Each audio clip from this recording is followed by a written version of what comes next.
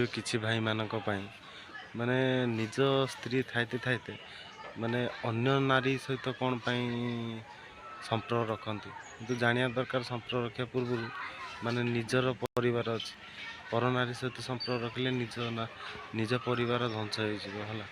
ଆଉ କ'ଣ ପାଇଁ ଏମିତି ରଖୁଛନ୍ତି ଜାଣିବା ଦରକାର। ନିଜ ସ୍ତ୍ରୀ ହେଲା ନିଜ ବନ୍ଧୁ ଭଳିଆ, ସାଙ୍ଗ ଭଳିଆ। ଧର ତମର ବିପଦ ପଡ଼ିବ, ସମ୍ପର୍କ ରଖିବ, ତମର କିଛି ହବନି ହେଲା, ହବ ତମ ଛୁଆଙ୍କ ଉପରେ ସେ ପ୍ରଭାବଟା ପଡ଼ିବ ହେଲା, ମାନେ ଇଫେକ୍ଟଟା ପଡ଼ିବ ସିଏ ତମ ଛୁଆ ଉପରେ।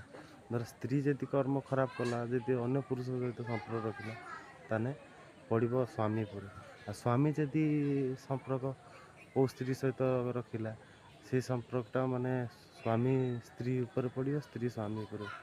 ସ୍ୱାମୀ ବିପଦ ପଡ଼ିଲା ବେଳେ ତମ ସେଇ ଯେଉଁ ଅନ୍ୟ ନାରୀ ସହିତ ସମ୍ପର୍କ ଥିବ, ସେଇ ନାରୀ ତମ ପାଖରେ ଆସିକି ସାହସ ଦେବ ନା ତମ ବିପଦ ବେଳେ? ସେ କେବେ ଦେବନି ହେଲା। ଯେତେ ଯାହାହେଲେ ନିଜ ସ୍ତ୍ରୀ ହେଲା ନିଜ ସାଙ୍ଗ ଭଳିଆ। ଭିଡ଼ିଓ ଭଲ ଲାଗିଥିଲେ ଲାଇକ୍ କରନ୍ତୁ, ସେୟାର କରନ୍ତୁ, କମେଣ୍ଟ କରନ୍ତୁ। ରହିଲି।